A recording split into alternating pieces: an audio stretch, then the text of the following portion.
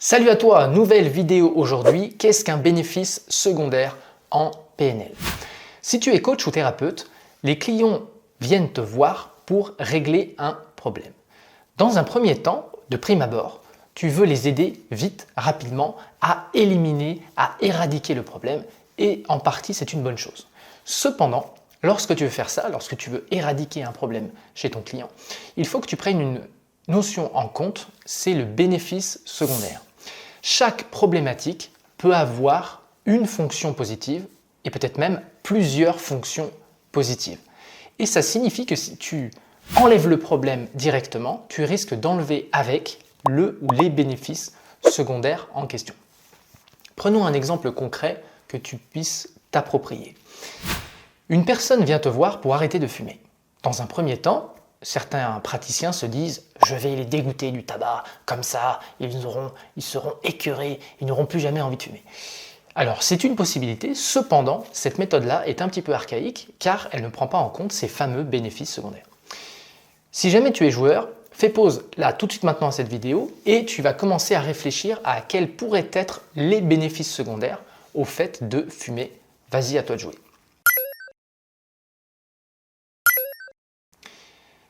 Voilà, et maintenant on revient. Et donc, je vais t'en donner quelques-uns.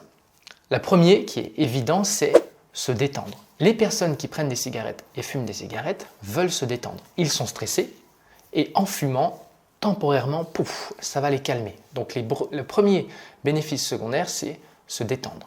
Deuxième bénéfice potentiel secondaire, ça peut être une personne qui a besoin de s'isoler temporairement. Elle est avec des gens, elle a besoin d'un temps pour elle va aller s'isoler et voilà. Donc cette fonction, s'isoler, est permise par le fait de fumer une cigarette. Une autre notion, ça peut être, un autre bénéfice secondaire, ça peut être le fait de se donner une contenance. Certaines personnes fument pour devenir un peu plus charismatiques, pour poser, et donc ces personnes-là, c'est également un bénéfice secondaire à leurs yeux. Un autre grand classique, c'est l'ennui. Tuer l'ennui grâce à la cigarette. Ils ne savent pas quoi faire, ils s'ennuient. Hop, la cigarette va les aider. Également avec l'impatience. Pour les personnes qui sont très impatientes, elles attendent le bus, ok, et ben une fois de plus, elles ne savent pas quoi faire, elles tournent en rond, elles prennent une cigarette et c'est facile, c'est accessible à portée de main. Je t'en donne encore une ou deux.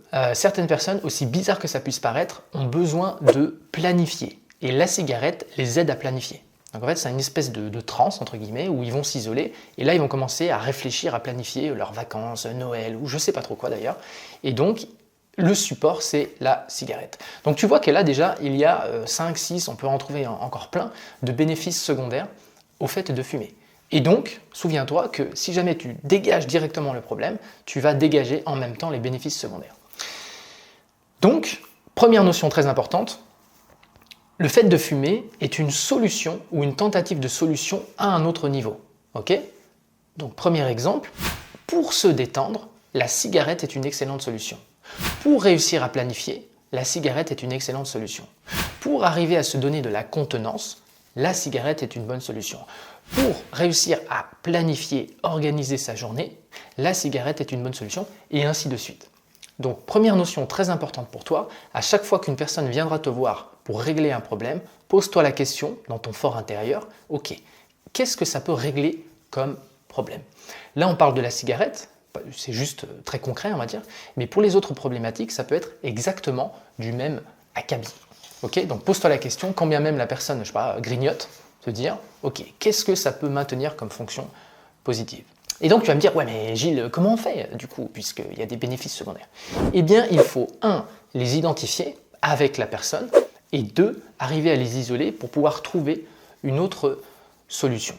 Ok? Donc je vais te donner quelques astuces. Première astuce, tu vas repérer le comportement que la personne veut arrêter. Donc si on reprend cette histoire de cigarette, donc là, le comportement que la personne veut changer, c'est le fait de fumer. Ok, une fois qu'elle a fait ça, tu vas chercher, toi, les bénéfices secondaires. Alors tu peux directement poser la question à ton client. Tu vas lui dire, mais qu'est-ce que ça vous permettait de faire? Fumer, qu'est-ce que ça vous permettait de faire? Une autre manière de chercher les bénéfices secondaires, c'est de lui poser la question, si jamais vous arrêtez de fumer, qu'est-ce qui va se passer? Okay. Une autre carrément question orientée problème, c'est qu'est-ce qui vous manquerait si vous arrêtiez de fumer, par exemple. Donc, qu'est-ce qui se passerait? Qu'est-ce qui vous manquerait? Est-ce qu'il n'y aurait pas un problème A? Quand tu vas poser ces questions-là très précises, tu vas obtenir normalement assez rapidement ça. Ensuite, étape numéro 3, tu vas aller isoler le comportement en question. Si par exemple la personne, grâce à la cigarette, arrive à se sociabiliser, donc ce serait ça le bénéfice secondaire, tu vas aller l'isoler. Tu vas lui dire, ok, imaginez, comment est-ce que vous pourriez faire pour vous sociabiliser sans cigarette? Okay? Imaginez, la cigarette disparaît, elle n'existe plus, vous êtes dans une situation dans laquelle vous avez envie de vous sociabiliser dans une soirée. Ok, comment est-ce que vous faites? Et là, tu vas partir dans une visualisation, ou tu peux le faire en hypnose, si jamais tu fais de l'hypnose, tu vas partir dans une visualisation dans laquelle la personne va se voir en train de se sociabiliser. Et donc, tu vas soit faire ressortir une capacité, un comportement qu'elle maîtrisait auparavant, c'est-à-dire, je sais pas, quand elle avait 12 ans, elle ne fumait pas et pourtant elle arrivait à se sociabiliser. Quand les enfants ils jouent dans un parc, ils ont 3 ans, 2 ans, ils vont voir, et puis ils jouent avec des bouts de bâton, je ne sais pas ce qu'ils font exactement, mais ils arrivent à se sociabiliser et ils ne fument pas de clope. Donc, si un enfant de 2 ans est capable de le faire, toi aussi, tu es capable de le faire et ton client est capable de le faire. Donc, tu isoles, tu pars dans une solution sans cigarette. Comment est-ce que vous allez faire pour vous donner de la contenance? Comment est-ce que vous allez faire pour vous sociabiliser? Comment est-ce que vous allez faire pour organiser? Ok? Parce qu'il y a une espèce de paradoxe, le cerveau est à la fois surpuissant et très stupide. Donc ça veut dire que si tu lui dis enlever cigarette, une partie du cerveau va dire oh mais comment faire pour sociabiliser? Ok, aussi bizarre que ça puisse paraître, et donc c'est ce truc-là qu'on veut contrer. Une fois que tu as fait ça, tu vas installer le nouveau comportement et normalement, là, la cigarette d'elle-même perdra son intérêt.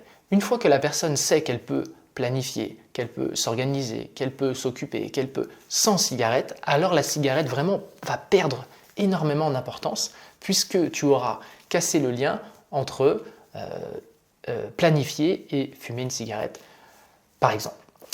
Et voilà, j'espère que cette vidéo t'a plu. Tu peux mettre un like. Petite conclusion, donc maintenant, dorénavant, quand un client vient te voir, pense vraiment, ok, quels pourraient être les bénéfices secondaires à son problème, et au lieu de voir son problème comme un vilain comportement à éradiquer tout de suite, non, prends ton temps, va chercher le ou les bénéfices secondaires, isole-les, trouve un autre moyen sain de remplir les fonctions, et tu verras que tout se passe bien. Dans les commentaires, tu as mes ateliers, mes formations, mes coachings, si tu veux aller plus loin. Tu peux t'abonner à cette chaîne et mettre un gros like pour soutenir la chaîne. Merci beaucoup, à bientôt!